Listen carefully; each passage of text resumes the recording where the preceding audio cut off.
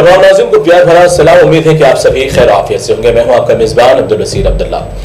नाज़रीन, Urdu media federation की जानिब से जिस तरीके से 2023 की आने वाले इंतखाबात और जो मौजूदा हालात है इंतखाबात को लेकर, तो मौजूदा जो रियासत तेलंगाना की हुकूमत है BRS की, तो इस BRS हुकूमत के अंदर ये 9-9.5 साल के अंदर क्या तरक्याती काम हुए और बिलखुसूस यहाँ के डेवलपमेंट और जिस तरीके से यहाँ पर हर मजहब और हर मसलक को लेकर चलने वाली हुकूमत रियासत तेलंगाना है। और KCR साहब जिस तरीके से यहाँ के वज़ीर आला रहे 2 मरतबा, अब तीसरी मरतबा के लिए पूरी उम्मीद है। तो अब इनकी जो उम्मीद है तेलंगाना में आने वाले इंतखाबात को लेकर के फिर दोबारा अवाम इनको चुनेगी, लेकिन इनके जो अक़वाल हैं कि दोनों मज़ाहिब के लोग मेरे दोनों आंख हैं। तो बिलखुसूस अगर हम बात करेंगे तो आज की खास मुलाकात प्रोग्राम में अक़लियती के ताल्लुक से, अक़लियत का एक ऐसा बड़ा मुद्दा है जो यहाँ पर हर कोई करोड़पति या खरबपति नहीं होता। कई ऐसे तबक़ात हैं जो यहाँ पर छोटे से ज़ातों से उठते हुए और कई गरीब लोग हैं जो कमसीन इलाकों में रहते हैं। तो इन तमाम की तरक्की को लेकर बहुत बड़ी जिम्मेदारी एक अक़लियती चेयरमैन के ऊपर होती है। उन्हें एक बड़ा बजट मुख्तस किया जाता है। तो आज अक़लियती इदारे से ताल्लुक़ रखने वाले रियासत तेलंगाना के जनाब चेयरमैन मोहम्मद इम्तियाज़ इसाक़ साहब आज हमारे खास मुलाकात प्रोग्राम में मौजूद है। आज हमारे स्टूडियो में आज आपकी खास मुलाकात में बहुत सारी गुफ्तगू होगी। तो मैं सबसे पहले इम्तियाज़ इसाक़ साहब का तहे दिल से शुक्रिया अदा करूँगा। बहुत बहुत शुक्रिया, आपने कीमती वक्त दिया। इम्तियाज़ साहब से हम मुख्तसर से अहम सवालात पर गुफ्तगू करेंगे। और नाज़रीन, अगर आपको भी इम्तियाज़ साहब से कुछ सवाल करना हो तो आप कमेंट के जरिए वो सवाल हम तक पहुंचाए तो जरूर हम चेयरमैन साहब तक पहुंचाएंगे।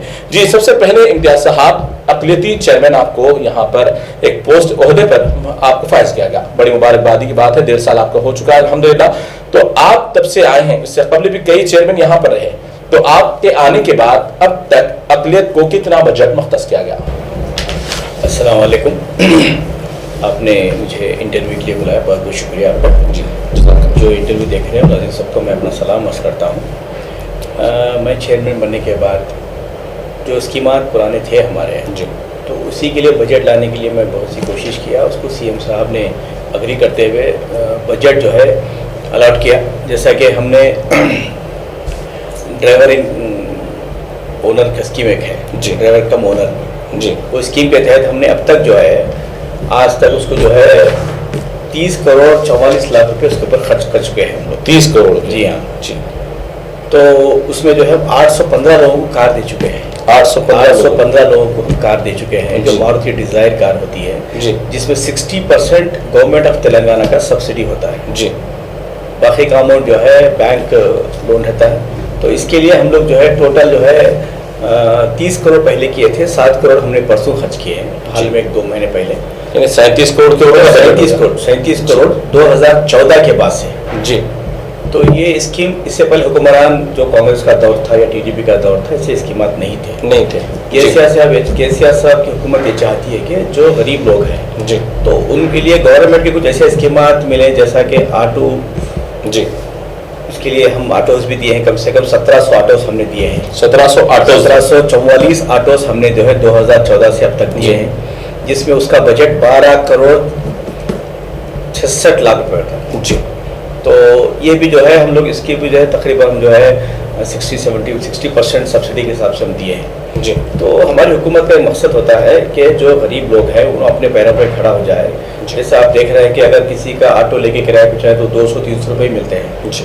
तो KCR साहब ये चाहते हैं कि चाहे वो ऑटो हो या कार हो या कुछ और स्कीमात हो जो आवाम तक पहुँच सके, जो हुकूमत को वोट डालते हैं कुछ आ सके कि गरीब कि हमारे तक कुछ उम्मीद होते हैं कि कुछ हासिल हो जाए। तो हुकूमत तेलंगाना ऐसे स्कीमात लाई है जो गरीब आवाम तक पहुँच सके जी।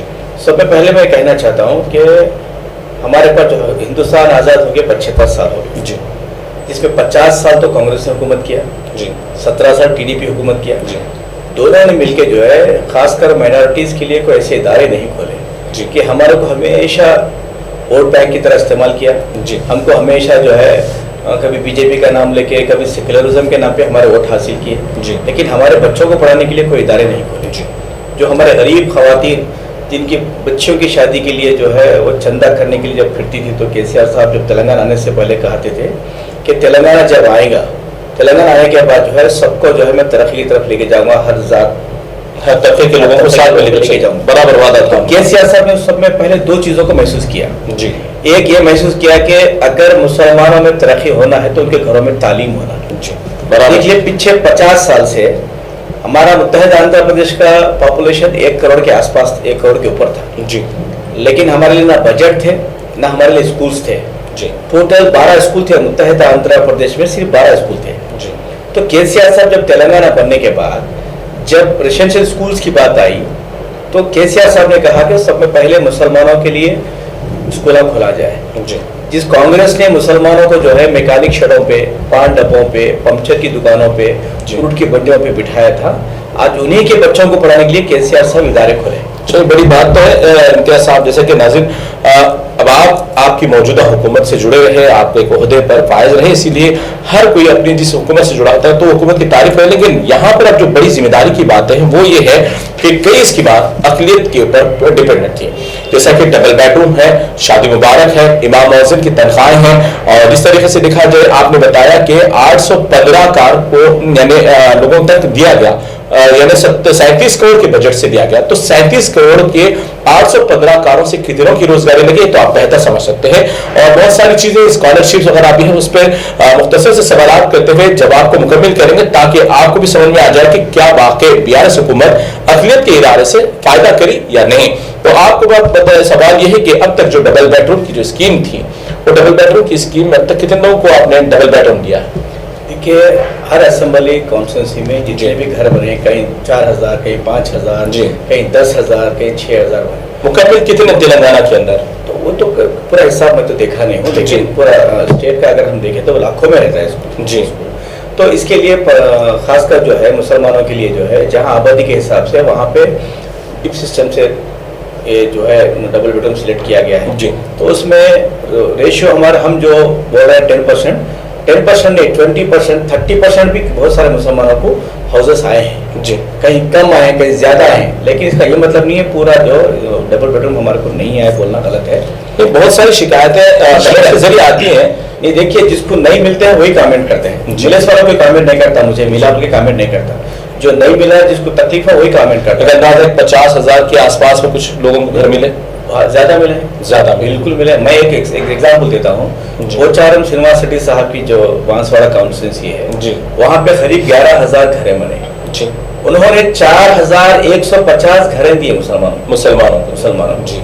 तो मैं और कहीं भी मैं मिसाल दे सकता हूँ, तो ऐसे बहुत सी जगह है जहाँ पे अगर 200 घर बने हैं तो उसमें से कम 35, 40, 50 घर भी मिले हैं जी।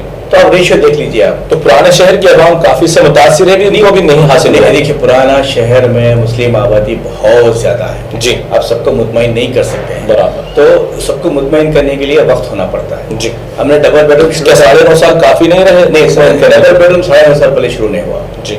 लास्ट इलेक्शन का वादा था, उसको केसीआर साहब ने 4 साल के रफ्तार करते जा रहे हैं। 4 साल में आप कितने घर बना सकते हैं बोलिए आप? बराबर। अगर अपना मैं खुद अपना जाति घर बनाऊं तो 1 साल 1.5 साल आराम से जाएगा।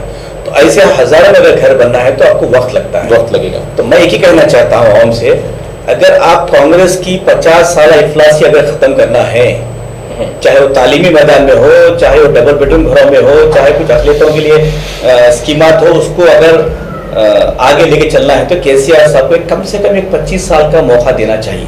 अभी 50 साल में कांग्रेस ने हमारे लिए कुछ नहीं किया। मैं आज भी चैलेंज करता हूँ कांग्रेसियों को, तुम 50 साल के दौर का एक हिसाब बता दीजिए कि अक़लियतों के लिए अब क्या काम किया, एक इदारा बता दीजिए। आज कांग्रेस वाले बोलते हैं कि बहुत से जो है स्कूल कॉलेजेस बंद हो गए बोल के बोलते हैं, लेकिन केसीआर, मैं खुद बोलता हूँ, जो बोलते हैं उनके बच्चे खुद इंग्लिश मीडियम में स्कूल में पढ़ रहे हैं। मैं ये चैलेंज करता हूँ, जो टीवी में आके बोलता है कि उर्दू मीडियम स्कूल बंद हो गए हैं, उन्हीं का बच्चा इंग्लिश मीडियम स्कूल में पढ़ता है जी। हमारी पॉपुलेशन के हिसाब से हम अगर उर्दू मीडियम में ज्यादा अगर तुलबा को हम शरीक करेंगे तो उर्दू मीडियम स्कूल क्लोज क्यों होंगे? बराबर। तो लिहाजा जो है, और जो कॉलेजेस बोल रहे हैं, कॉलेजेस का बिल्कुल जहाँ पे वहाँ पे ना तो स्टाफ रहता था, बिल्कुल कई कॉलेज पोल्ट्री फार्म से कॉलेज खुले, क्यों? फीस रिएम्बर्समेंट आने की वजह से, स्कॉलरशिप की वजह से डमी कॉलेज भी चलाए। अगर 50 स्टूडेंट है तो 200 स्टूडेंट, 300 स्टूडेंट लगा के जो है स्कॉलरशिप हासिल, फीस रिएम्बर्समेंट लिए सो है। ये सब चीज जो है स्कैम बाहर निकलने के बाद इसके ऊपर एक्शन लिया गया है। जैसा कि हमारे इम्तियाज साहब चेयरमैन जो है अखिलेती बहुत बड़ी जिम्मेदारी संभाल रहे हैं, इनका कहना है कि डबल बेडरूम एक नहीं दो नहीं बल्कि हजारों लाखों के लोगों को मिले हैं और भी मजीद इसकी तैयारी जारी है, लेकिन उसके लिए मजीद वक्त अगर आपको वो डबल बेडरूम हासिल करना है तो फिर से 3 और मजीद और जो आने वाले वक्त है 3 असेंबली इंतखाबात है उसमें BRS को जिताने की बात कर रहे हैं। तो एक सवाल, 1 लाख रुपए की जो आपने स्कीम निकाली है वो 1 लाख रुपए स्कीम कितने लोगों तक पहुंची और कितने लोगों को भी देना बाकी है? जो 1 लाख की स्कीम आप बोल रहे हैं हमने दिसंबर 19 को जो है 2022 को जो है एप्लीकेशन ऑनलाइन क्वालिफाई किया था जी, और जिसके 20 दिन जो है एप्लीकेशन ऑन रखे थे हम लोग जी। 2,16,000 एप्लीकेशन आए तो पहले 80% सब्सिडी थे जी, तो उसको हमने पहले मरहले में 1200 लोगों को दे दिया। 1200 लोगों को 80% के हिसाब से दे दिया हम लोग। बाद में जो है KCR साहब से रिक्वेस्ट किए और हमारे असद साहब, अकबर साहब ने भी जो है, महमूद अली साहब ने भी जो है CM साहब से एक मीटिंग की थी पूरे ऑल ओवर तेलंगाना इश्यूज पे। तो उसमें ये भी इशू आया कि माइनॉरिटीज के जो लोन्स है उसको 80% नहीं बल्कि 100% सब्सिडी से किया जाए। तो उसके बाद जो है इमीडिएट CM साहब ने जो है फाइल को मंगवा के जो है 80% की जगह 100% सब्सिडी कर दिया इसको। करने के बाद जो है इमीडिएट हमको 120 करोड़ रिलीज कर दिए। तो ये सब्सिडी का जो लफ्ज है बहुत सारे लोग उसको जानते नहीं कि सब्सिडी किसे कहते हैं, यानी ये 1 लाख रुपए उनको दिया जा रहा है तो ये कर्ज हसनान को फिर दोबारा अदा नहीं है, दोबारा अदा करना नहीं, ये 100% सब्सिडी से है। ओके, यानी कि 100% आपको जो अमाउंट दिया जाए वो हुकूमत की तरफ से आपको छोटे मोटे कारोबार करके अपने पैरों पे इसको लौटाना नहीं है, इसको लौटाना 1 रुपया लौटाना नहीं है जी, बड़ी बात है ये 100%। तो हमने अब तक 15,000 लोगों को दिया, 15,000 लोगों को दिया। तेलंगाना बनने के बाद हम टोटल अब तक जो है इससे पहले भी जो है 16-17 में भी कुछ लोन्स थे 50,000 के, ऐसा कुछ 1 लाख के, तो अब तक हमने 31,254 लोगों को हमने सब्सिडी लोन दिए जिसका बजट 281 करोड़। अच्छा, 281 करोड़, 281 करोड़। ओके। हम तेलंगाना बनने के बाद 2014 KCR साहब की हुकूमत आने के बाद से अब तक हमने जो है इस सब्सिडीज पे हमने जो है खर्च किए हैं।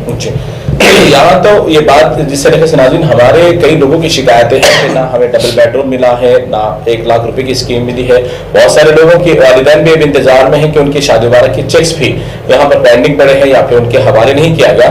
तो फिर एक जिस तरीके से 1 लाख रुपए के बहुत सारे लोगों को कंफ्यूजन था कि 70,000 रुपए रख लेना है, 30,000 रुपए फिर उनको वापस अदा करना है, लेकिन हमारे चेयरमैन साहब का कहना है कि मुकम्मल तौर पर 100% सब्सिडी दी गई, यानी आपको सिर्फ एक तोहफे के तौर पर 1 लाख रुपए दिया गया ताकि आप छोटा मोटा कोई कारोबार कर सके। जी, शादी मुबारक के ताल्लुक से जो बेहतरीन स्कीम हमारी नजर में, और यकीनन एक माँ बाप के लिए किसी 500 या 1000 रुपए की चीज खरीदना बड़ी मुश्किल होती है एक बच्ची के वालिदा के लिए, तो यहाँ पर जो स्कीम शादी मुबारक की निकाली गई है वो स्कीम के अंदर भी माशाल्लाह बहुत अच्छा बजट लाया गया।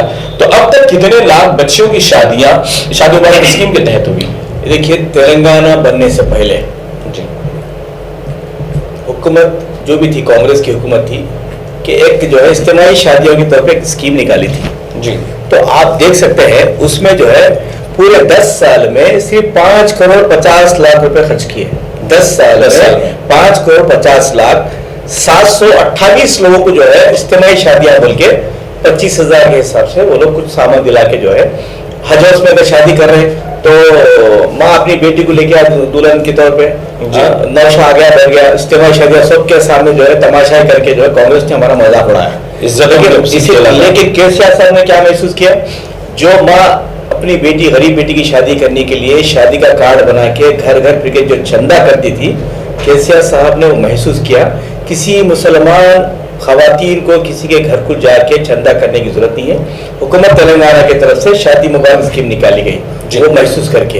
ये जो अखिलियती दोस्त हमारे KCR साहब हैं जिनकी सोच हमारे अखिलियतों से मिलती, मतलब वो सोचते हैं अखिलियतों के बारे में, आप इससे जाहिर कर सकते हैं कि आपको जो है कहीं बुलाया नहीं गया। जैसे दुल्हन के अकाउंट में पैसे डाले गए हैं, पहले 50,000 से शुरू किया गया, उसके बाद 75,000 किया गया, उसके बाद 1,116 रुपया जो है डायरेक्ट दुल्हन के अकाउंट में गए। और कुछ बढ़ाने की उम्मीद है आने वाले दफा के बाद CM साहब बढ़ा भी सकते हैं क्योंकि CM साहब महसूस करते हैं इस चीज को। हुकूमत के अंदर महंगाई भी बहुत ज्यादा है। बिल्कुल है, देखिए जैसे जैसे KCR साहब ने 50,000 से शुरू किया था, 75,000 किया, 1 लाख किया, हो सकता है और आगे बढ़ाते हैं, लाख डेढ़ लाख की उम्मीद भी कर सकते हैं। तो हम ये, क्योंकि केसीआर साहब एक ऐसे दिलदार सीएम है, वो चाहते हैं कि हुकूमत तेलंगाना की तरफ से अक़लियतों के लिए जो खासकर महसूस किया जाता है, एक तालीम, दूसरा गरीब बच्चों की शादी के लिए, दो चीजों की जिम्मेदारी होती है, बहुत अहम चीज है। बल्कि केसीआर कितने लाख बच्चों की शादियां, आप यकीन नहीं मान सकते आप 2,75,475 गरीब लड़कियों की शादियां हुकूमत तेलंगाना केसीआर साहब के सदारत में हुई। ये 10 दौर में जी 9.5 साल के दौर में बोल रहा हूँ मैं आपको। अच्छा, जिसका बजट आप अंदाजा लगा लीजिए, जिसका बजट जो है 2033 करोड़ हम खर्च कर चुके हैं इसके ऊपर, शादियों पर, खाली शादियों पे। अच्छा, 2033 करोड़ किधर, कांग्रेस के 10 साल में 5 करोड़ किधर, ये गौर करने की बात है। आप अंदाजा लगा सकते हैं।